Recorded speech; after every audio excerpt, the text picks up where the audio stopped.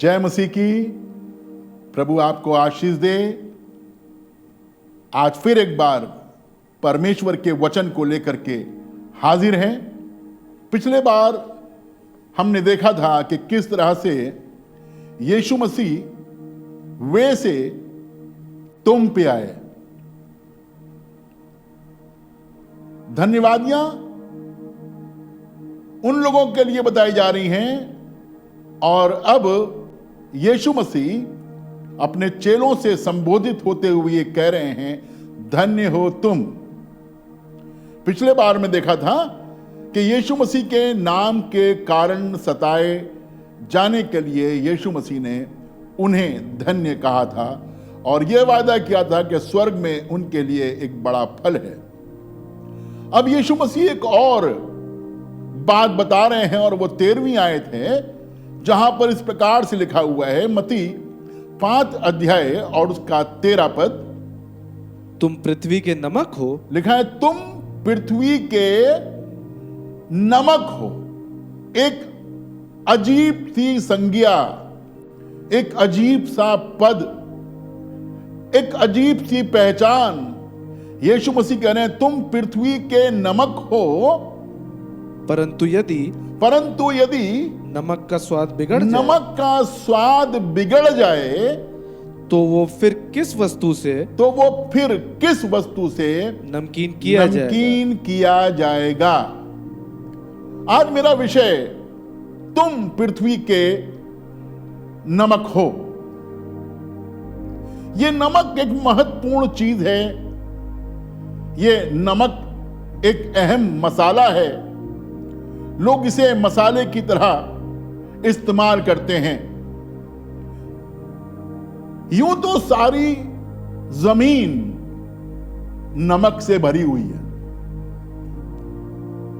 कमल भाई आप भी अजीब बात करते हैं, सारी जमीन नमक से भरी हुई है, ये कैसे? देखिए, हमारी पूरी पृथ्वी का 3 गुना भाग पानी है और 1 भाग जो है वो सूखा है, स्थल है, जमीन है। हमारी पृथ्वी 3 गुना पानी से घिरी हुई है।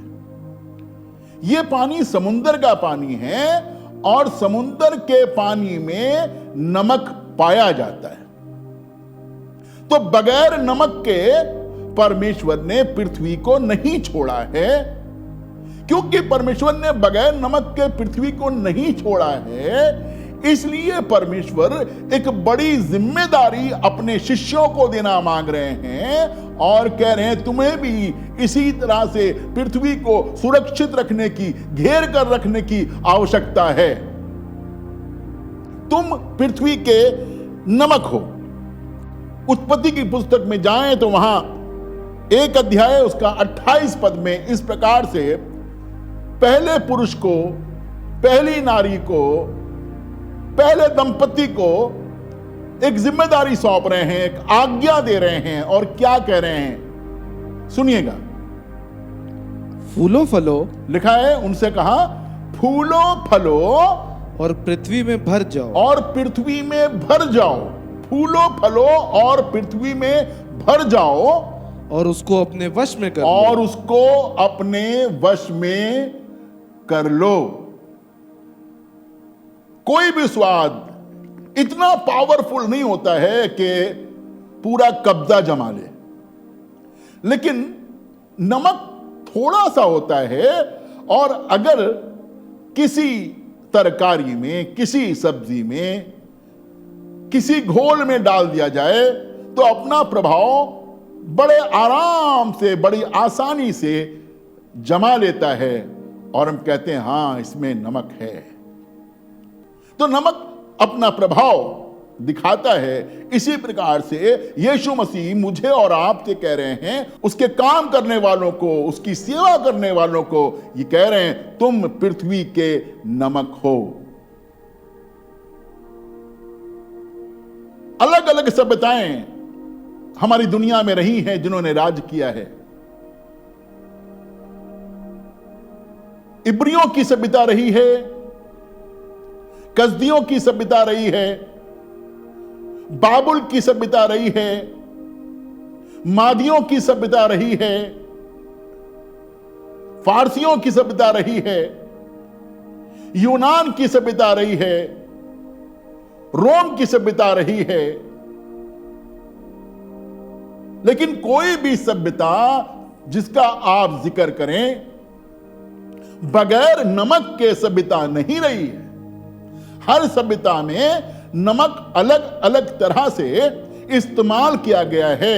और यहां तक कि रोम में एक बार ऐसा भी हुआ कि रोमी सैनिकों को नमक के रूप में मुद्राएं दी गईं। उनका वेतन का भुगतान नमक से किया गया। तो नमक एक महत्वपूर्ण चीज है, इसे हल्के में ना लीजिएगा, क्योंकि बगैर नमक के सब कुछ फीका ही तो है। बढ़िया खाना बनाइए, नमक न डालिए, सब फीका है, कोई स्वाद नहीं है। तो यह महत्वपूर्ण भूमिका यीशु मसीह अपने चेलों को देना मांग रहे हैं।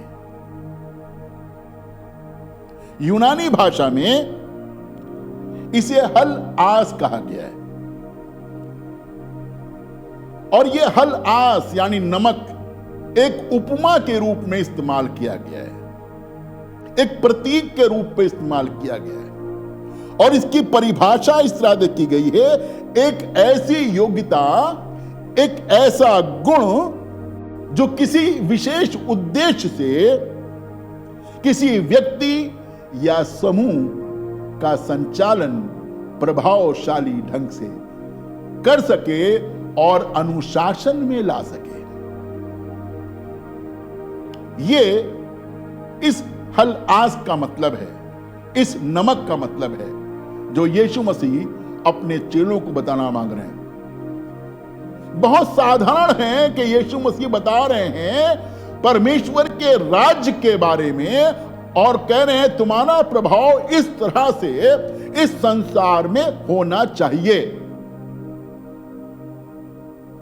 अनुशासन हो, संचालन हो और प्रभाव। मिस्र की भी सभ्यता कोई छोटी मोटी सभ्यता नहीं थी, बहुत बड़ी सभ्यता थी। इतनी बड़ी सभ्यता थी कि परमेश्वर के लोगों को जाकर मिस्र में शरण लेनी पड़ी। और उन्हीं में से मूसा नाम का व्यक्ति निकल कर आया और परमेश्वर ने उसे इतना अधिक अपनी सामर्थ्य से, अपने अभिषेक से, अपनी बुलाहट से ठहराया कि वो पूरे मिस्र में उसकी एक अलग से पहचान थी। परमेश्वर ने उसको इतना प्रभाव दिया कि वो पूरे इस्राएल की संतान को उस समय अगुवाई करके लेकर के लाल समुंदर के बीच में से बाहर निकला जब इस्राएलियों का कोई राजा नहीं था। एक साधारण इब्री व्यक्ति का इतना प्रभाव, जी हां, हो सकता है। आजकल के युग में, आजकल के जमाने में कोई भी व्यक्ति अपने अच्छे गुण से, अपने बुरे गुण से अपने आप को प्रसिद्ध कर लेता है। यहां तो हम परमेश्वर के गुणों से अपने आप को संपन्न करने और प्रभावशाली बनाने का एक जिम्मा उठा रहे हैं, एक उत्तरदायित्व उठा रहे हैं। वो कुछ समझ करके, हमारा प्रभु यीशु मसीह कुछ समझ करके हमको पृथ्वी के नमक की संज्ञा दे रहा है।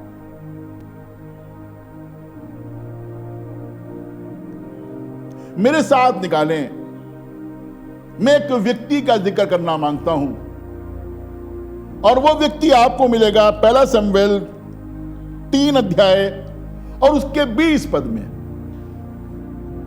और दान से बेशेरबा तक लिखा, और दान से लेकर बेरशेबा तक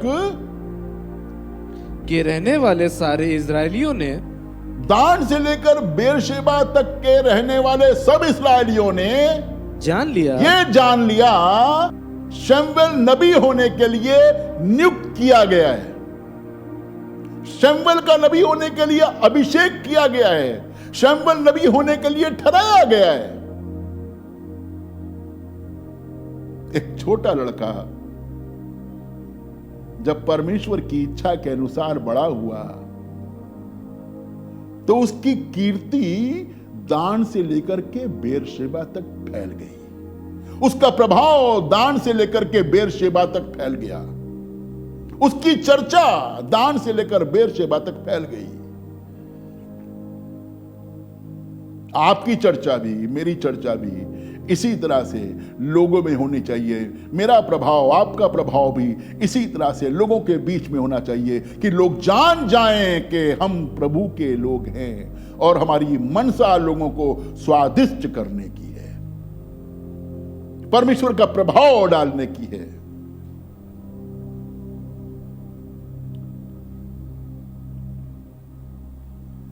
यूहन्ना 12 अध्याय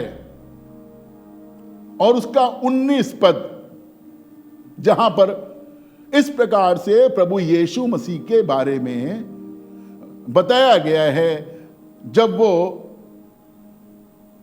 गधी पर सवार होकर के निकल रहा था, लोग जय जयकार कर रहे थे, लोग होशन्ना पुकार रहे थे, तब वहां के पुरनिये आपस में विचार विमर्श करने लगे, फरीसी कुछ कहने लगे, और क्या कहने लगे सुनिएगा। तब फरीसियों ने आपस में कहा, सोचो तो सही, सोचो तो सही। तब फरीसियों ने आपस में कहा, सोचो तो सही। ये सोचने का विषय है, सोचो तो सही कि तुमसे कुछ नहीं बन पड़ता, तुमसे कुछ नहीं बन पड़ता। ऐसा प्रभाव, सोचो तो सही कि तुमसे कुछ नहीं बन पड़ता। देखो, देखो संसार उसके पीछे हो चला है, संसार उसके पीछे हो चला है। ऐसा प्रभाव गधी पर बैठा हुआ है। थोड़े से लोग हैं जो होशन्ना पुकार रहे हैं। एक ही शहर है जहां वो होशन्ना पुकार रहे हैं, लेकिन दुश्मन को नजर आ रहा है, लोगों को नजर आ रहा है कि सारा संसार उसके पीछे हो लिया है। प्रभाव कम नहीं है मेरे यीशु मसीह का। कुछ भीड़ को ही देखकर, कुछ लोगों को ही देख करके फरीसियों की समझ में आ रहा है कि सारा संसार उसके पीछे हो लिया है। गलत थोड़ी कह रहे थे। मैं तो कहूंगा ये फरीसी भविष्यवाणी कर रहे थे। अभी तो इनको मालूम भी नहीं है कि संसार क्या होता है, सारा संसार क्या होता है। इनके मुंह से अनजाने में यह भविष्यवाणी हो रही थी कि सारा संसार उसके पीछे हो लिया है।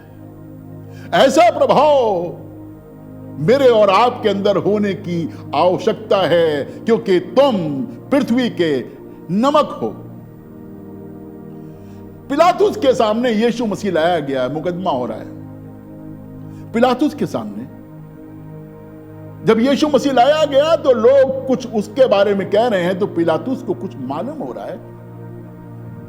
और जब पिलातुस को मालूम हो रहा है तो चर्चा सुनिए क्या है। लूका उसका 23 अध्याय और उसका 5 पद, लूका 23 अध्याय उसका 5 पद, ये चर्चा सुनिए जरा क्या है। पर वे और भी दृढ़ता से कहने लगे, लिखा है पर वो और भी दृढ़ता से कहने लगे, ये गलील से लेकर यहाँ तक, ये गलील से लेकर यहाँ तक सारे यहूदिया में उपदेश दे देकर यीशु मसीह गलील से लेकर के सारे यहूदिया में यहाँ तक उपदेश भर रखा था। उपदेश सच्चाई के वचन से, शिक्षा से लोगों को भर दिया था। लोग उसकी शिक्षा से परिपूर्ण हो रहे थे, उपदेश दे देकर। इब्रानी शब्द जो नमक के लिए आया है, वो शब्द मैं बताना मांगता हूं आपको, और वो है मेलेक। मेलेक का मतलब होता है पीसा हुआ नमक, पाउडर।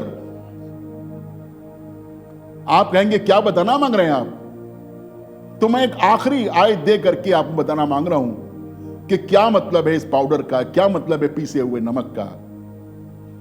सुनिए मेहरबानी से, इशाया 53 अध्याय और उसका 10 पद है, जहां ऐसे लिखा है, तो भी यहोवा को यही भाया लिखा है, तो भी यहोवा को यही भाया है कि उसे कुचले, कि उसे कुचले। तो भी यहोवा को यही भाया है कि उसे कुचले। आज के जमाने में तो फैक्ट्री में नमक पिस जाता है, उस जमाने में ओखली में रख करके नमक को पीसा जाता था। कई जगह आज भी आप देख सकते हैं, कई पुराने खनसामा आज भी नमक को ओखली में रख करके कूटते हैं। तो भी यहोवा को यही भाया कि उसे कुचले। मेरा यीशु मसीह कुचला गया, मेरा यीशु मसीह कूटा गया, मेरा यीशु मसीह रौंदा गया, मेरा यीशु मसीह बेआबरू किया गया।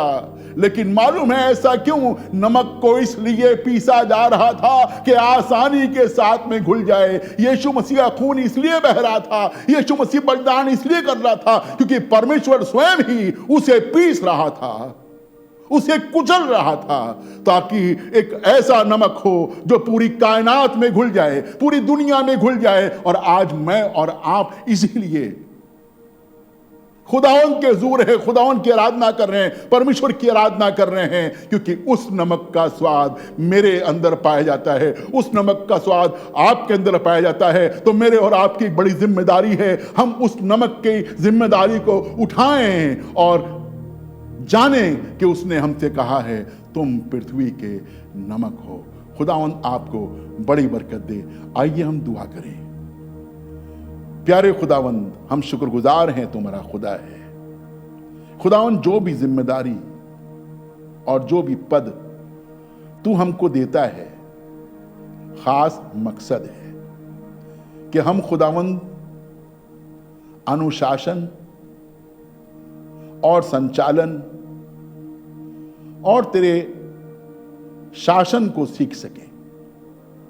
खुदावंद, चाहते हैं हम इन बातों को गूढ़ रीति से समझें, ताकि हम बहुतों के लिए आशीष का माध्यम ठहर सकें।